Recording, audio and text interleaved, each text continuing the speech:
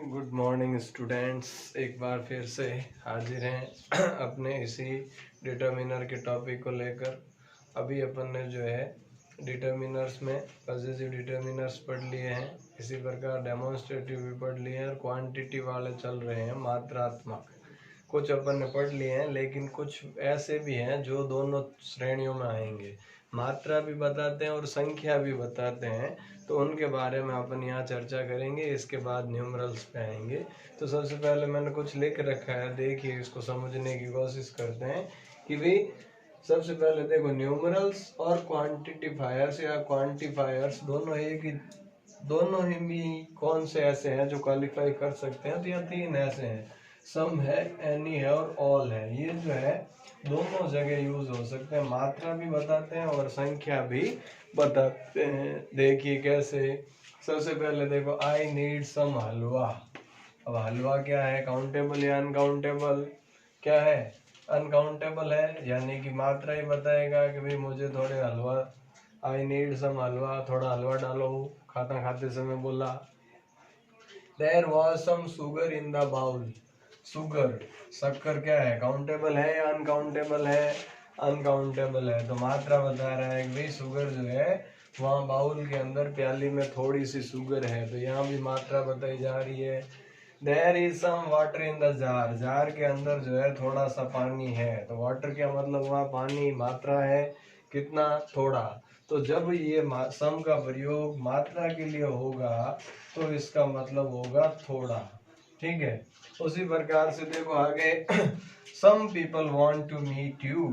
सम people यानी लोग गिने जा सकते हैं, तो सम का मतलब यहाँ क्या हो जाएगा, कुछ। सम पीपल यानी कुछ लोग जो आपसे मिलना चाहते हैं। इसी प्रकार दूसरा देखो, he asked for some books on history. उसने हिस्ट्री की बुक्स के बारे में पूछा। तो बुक्स काउंटेबल है ना, किताबों को गिना जा सकता है, तो सम यहाँ आया है काउंटेबल के रूप में, यानी कि यहाँ जो है इन दोनों सेंटेंस में सम क्या बता रहा है, संख्या बता रहा है।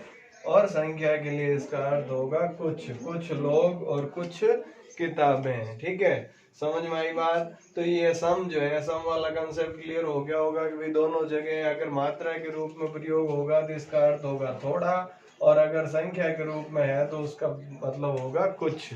इसी प्रकार से देखो, एनी देखते हैं, there isn't any rice in the bowl. Rice यानी चावल, मात्रा बता रहा है, बाउल में, प्याली में किसी भी प्रकार के राइस नहीं है, चावल की मात्रा नहीं है। हैव यू एनी शुगर, क्या आपके पास शुगर है? तो शुगर का मतलब भी क्या, शक्कर, मात्रा बता रहा है, ठीक है। और he has hardly any money, उसके पास मुश्किल से कोई धन है। धन भी क्या है, मनी भी क्या है, अनकाउंटेबल है। तो यहाँ भी जो है ये मात्रा बता रहा है कि धन की मात्रा बहुत कम है। इसी प्रकार से इधर देखिए, देयर इजंट एनी पेन्स। अब देखो, पेन क्या है, काउंटेबल नाउन है, तो यहाँ संख्या बता रहा है कि कोई भी पेन नहीं है। देखो, अगर संख्या के लिए प्लूरल्स यूज होता है, हमेशा पेन्स ही यूज होगा। अगर संख्यात्मक है, काउंटेबल नाउन है, तो एनी के बाद जो भी आएगा वो हमेशा प्लूरल आएगा, सिंगुलर नहीं आएगा। उसी प्रकार से देखो, have you any mobile phones in your bag, क्या तुम्हारे बैग में कोई मोबाइल फोन्स है? तो यहाँ भी जो है देखिए आप, एनी के बाद जो है मोबाइल फोन काउंटेबल है, काउंट किया जा सकता है उनको, तो संख्या के लिए आया है। अब देखो, सम और एनी में डिफरेंस क्या है, तो आपने सेंटेंस के स्ट्रक्चर के हिसाब से अगर गौर किया हो तो समझ में आ गया होगा कि यहाँ जो भी सेंटेंस बने हैं वो सेंटेंस कैसे हैं, अफर्मेटिव सेंटेंस है, ठीक है। अफर्मेटिव या डिक्लेरेटिव सेंटेंस है। लेकिन देखो, एनी का यूज होते ही सेंटेंस का नेचर कैसा हो गया, या तो वो नेगेटिव हो गए या इंटरोगेटिव हो गए। देखिए पहला, देयर इजंट, इजंट का मतलब नेगेटिव सेंटेंस हो गया। हैव यू, लास्ट में साइन ऑफ इंटरोगेशन यानी क्वेश्चन मार्क आ गया, तो इसका मतलब ये हुआ कि सम का प्रयोग जो है वो अफर्मेटिव सेंटेंस में किया जाएगा और एनी का प्रयोग नेगेटिव और इंटरोगेटिव में किया जाएगा। अब यहाँ आप एक सेंटेंस देखोगे, he has hardly any money. अब इसको स्ट्रक्चर के हिसाब से देखा जाए तो एक अफर्मेटिव सेंटेंस है, लेकिन यहाँ जो इसके अंदर जो सेंटेंस यूज हुआ है, जो शब्द यूज हुआ है हार्डली, ये एक नेगेटिव शब्द है, इसका मतलब होता है मुश्किल से कोई। तो ऐसे वर्ड्स जैसे हार्डली है, स्कैर्सली है, ये कुछ वर्ड्स जिनका नेगेटिव मीनिंग होता है, ये भी अगर यूज हो जाए तो वो सेंटेंस का सेंस नेगेटिव ही होगा और वहां भी नेगेटिव ही चलेगा। ठीक है, तो ये सम और एनी वाला कंसेप्ट आपको समझ में आ गया होगा। अब देखो आगे बढ़ते हैं, और एक जो है ऑल दोनों में यूज कैसे हो जाता है उस पर भी थोड़ा सी चर्चा कर लेते हैं, फिर अपन आएंगे न्यूमरल्स पे। ठीक है, तो देखिए ऑल्स के कुछ सेंटेंस जो है वो ऑल के बता देता हूँ। He drank all the water in the jar, फिर जार में जो पानी था वो सारा का सारा पानी पी गया, तो ऑल वाटर के लिए आ गया, यानी यहाँ मात्रा बता रहा है। जबकि देखो अगला सेंटेंस अपन बनाते हैं तो क्या हो जाएगा, all the cows belongs to the farmer, सारी गायें किसकी है, फार्मर की, किसान की है। तो यहाँ गायें क्या है, गायें क्या है, काउंटेबल है ना, ऑल द काउज। तो यहाँ जो है वाटर मात्रा को बता रहा है और काउज जो है ये संख्या को बता रहा है। तो ऑल का प्रयोग भी संख्या और मात्रा दोनों के लिए किया जा सकता है। इज इट क्लियर, समझ में आ गया होगा। अब देखो ये ऐसे, अब अपन बात करेंगे, अपने क्वांटिफायर्स पूरे हो गए, न्यूमरल्स की बात करेंगे। तो न्यूमरल्स में देखो संख्या की बात करें तो संख्या कितने प्रकार की होती है, न्यूमरल्स कितने प्रकार के होते हैं। तो सबसे पहले देखो एक होता है डेफिनेट न्यूमरल, डेफिनेट न्यूमरल, और डेफिनेट न्यूमरल में एक आएगा आपका कार्डिनल नंबर, कार्डिनल्स। कार्डिनल्स में कौन कौन से आते हैं, 1 2 3 4 5 6 7 8 जो संख्या बताते हैं, संख्यात्मक। दूसरा आएगा ऑर्डिनल, ऑर्डिनल्स का मतलब क्या है, जो कि क्रम बताएंगे, जैसे first, second, next, last etcetera. तो जो संख्या बता रहे हैं वो तो कहलाएंगे कार्डिनल नंबर, और जो ये सीक्वेंस बताएंगे, क्रम बताएंगे, उनको अपन कहेंगे ऑर्डिनल नंबर। अब देखो इनका प्रयोग कैसे किया जाता है, कुछ सेंटेंसेस अपन देख लेते हैं। जैसे he has 4 pens, भाई उसके पास 4 पेन है। उसी प्रकार से she has 2 sisters, उसकी 2 बहनें हैं। तो यहाँ 4 है, 2 है, इसके बाद पेन्स नाउन आया, इसके बाद सिस्टर्स नाउन आया। तो ये जो है क्या कहलाएगा, डिटरमिनर कहलाएगा। उसी प्रकार से ऑर्डिनल की बात करें तो क्या आएगा, the first chapter in this book is noun. तो यहाँ क्या है, द फर्स्ट। अब मैंने बताया था आर्टिकल्स अपन ने पढ़े थे, तो वहां भी बताया था कि ऑर्डिनल नंबर जो होता है उनसे पहले हमेशा डेफिनेट आर्टिकल द का प्रयोग होता है, आपको याद होगा। तो डेफिनेट आर्टिकल द लगेगा ऑर्डिनल नंबर से पहले। उसी प्रकार से जो है अगर who will be the next CM of MP, MP का नेक्स्ट CM कौन होगा। तो यहाँ देखो द नेक्स्ट जो है चीफ मिनिस्टर, CM का मतलब चीफ मिनिस्टर। तो ये नेक्स्ट जो है क्या है, आपका ऑर्डिनल नंबर है। ठीक है, उसी प्रकार से क्लास में आपकी पोजीशन आती है। For example Sanju got the second rank in the school, भाई संजू की स्कूल में सेकंड रैंक आई। तो इस प्रकार से जो है इन डेफिनेट न्यूमरल्स में जो ऑर्डिनल्स है इनका प्रयोग और कॉर्डिनल्स इनका प्रयोग जो है अपन ने देख लिया। अब कुछ और जो संख्या को बताते हैं, ये तो क्या है डेफिनेट, यानी कि निश्चित संख्या को बता रहे हैं कि कितने हैं संख्या में, 4 भाई 2 बहन, दूसरा नंबर, तो ये एक डेफिनेट बोला जाएगा। इनडेफिनेट में कुछ चीजें हैं जो कि डेफिनेट नहीं है, इनडेफिनेट है, उनके ऊपर बात करें तो देखो सबसे पहले आता है आपका फ्यू, आ फ्यू और the few. Few, uh few, the few. Few का मतलब होता है कुछ, यानी कि नहीं के बराबर, नहीं के बराबर, ठीक है। दूसरा होगा फ्यू, कुछ, यानी कि ये तो नेगेटिव है लेकिन यहाँ जो है ये पॉजिटिव है, कुछ लेकिन पर्याप्त संख्या में नहीं है लेकिन कुछ है। और यहाँ क्या होगा, यहाँ भी मतलब तो कुछ है लेकिन जो उपलब्ध है वो सारा, यानी सारा के सेंस में ये पर्याप्त नहीं है संख्या के आधार पे, ठीक है।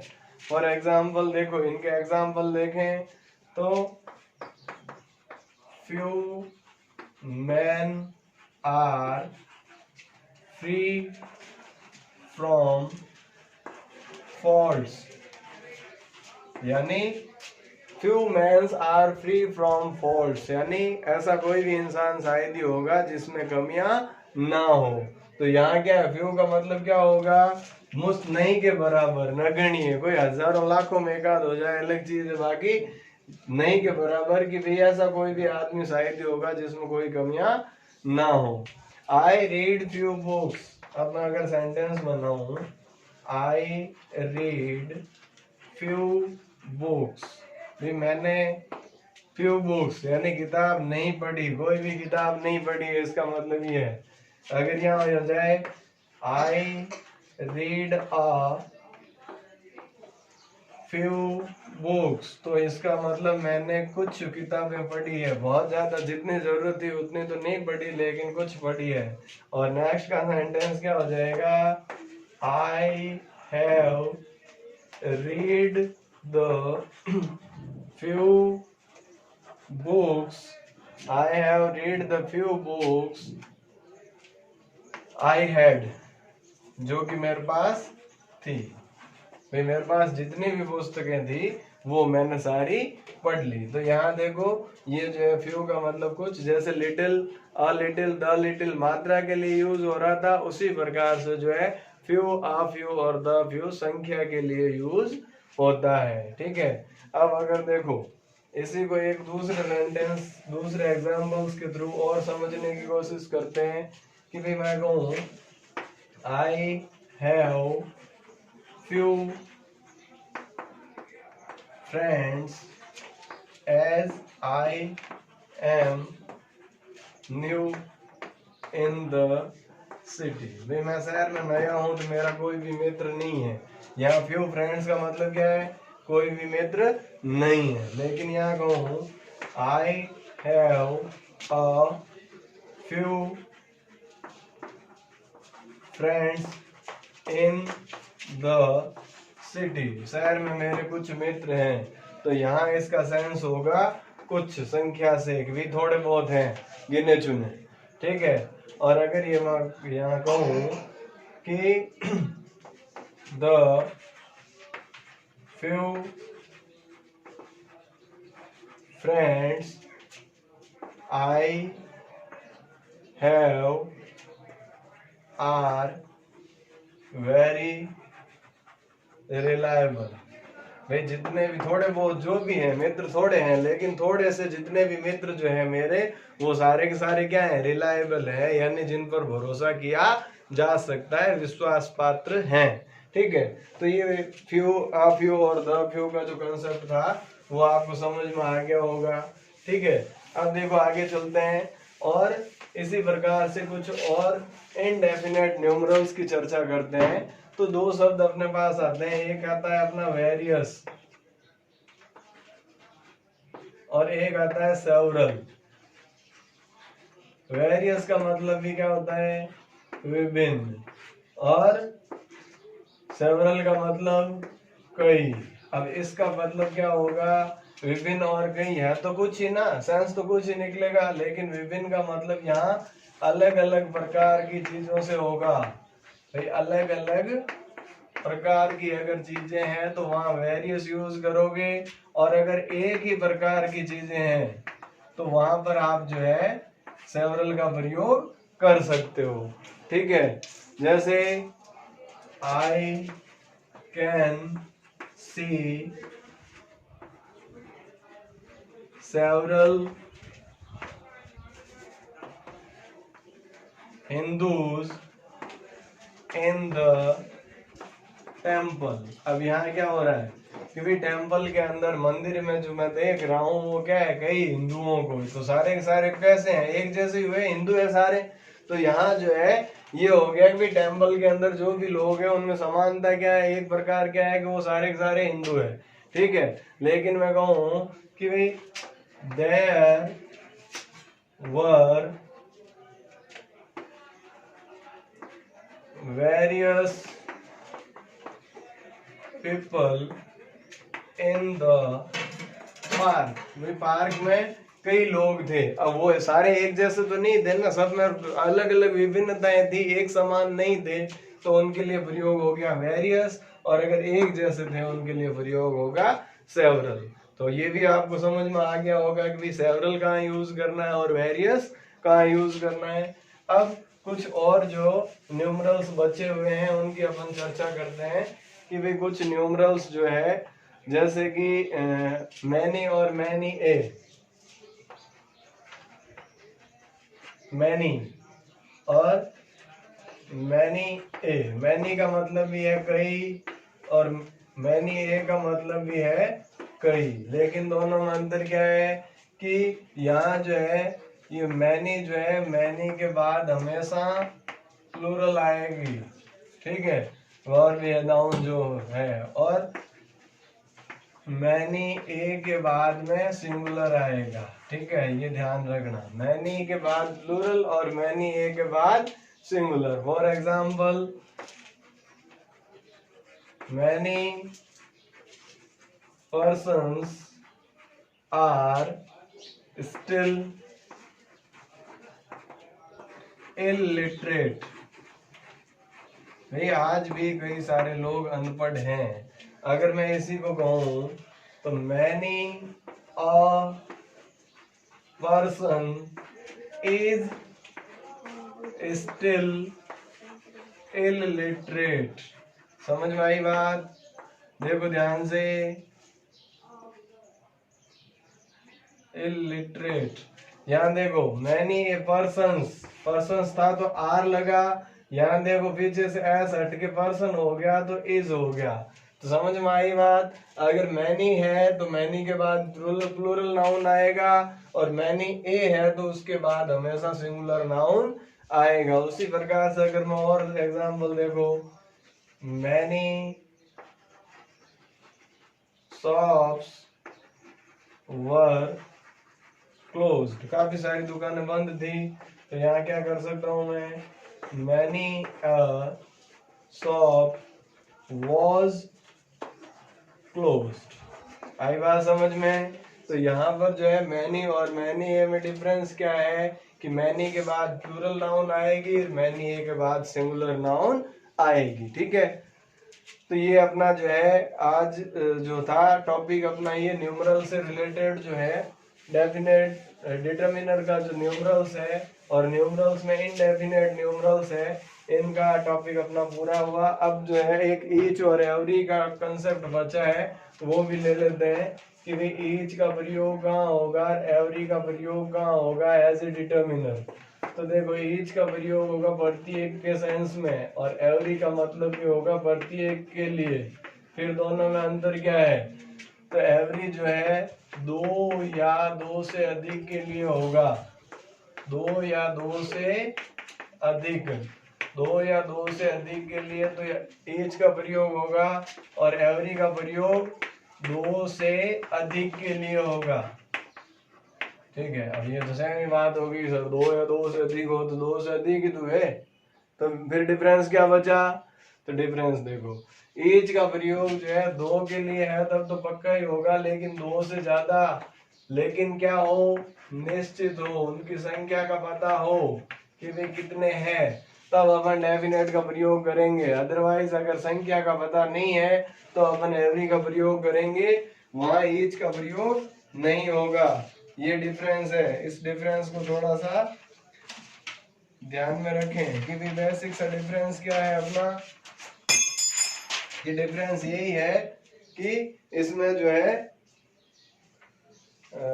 एक में तो 2 जो है संख्या, वो 2 जो है 2 या 2 से अधिक है तो अधिक वाले में एवरी होगा, और जो कम है उसमें क्या आएगा, ईच। ठीक है,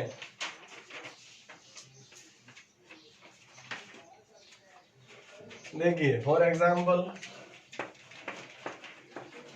each students of class 10th, तो यहाँ क्या कर रहा हूं मैं, each students of class 10th, तो क्लास 10th में कितने स्टूडेंट्स हैं तो निश्चित होगा ना, तो यहाँ जो है ईच का प्रयोग कर सकते हैं। उसी प्रकार से मैं कहूं कि भाई every citizen of India, Bharat के प्रत्येक नागरिक, should pay there tax,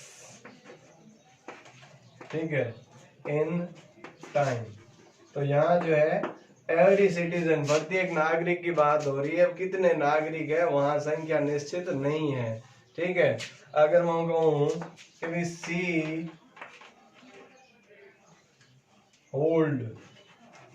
holded a glass in her each hand, तो यहाँ क्या मतलब है कि भाई उसने अपने प्रत्येक हाथ में ग्लास को पकड़ रखा था, तो हाथ कितने, 2 ही तो है, तो इसीलिए जो है ईच का प्रयोग जो है 2 या 2 से अधिक निश्चित संख्या के लिए, और एवरी का मतलब प्रत्येक के लिए हो जाएगा। जैसे फॉर एग्जांपल अगर मैं कहूं कि भाई each car has a number plate, her car की एक नंबर प्लेट होती है, तो कारों की संख्या तो फिक्स है ना, ये थोड़ी अनलिमिटेड कार्स है, नंबर प्लेट वही तो संख्या कोई तो डिनोट करती है कि भाई कितनी संख्या में गाड़ियां निकली है।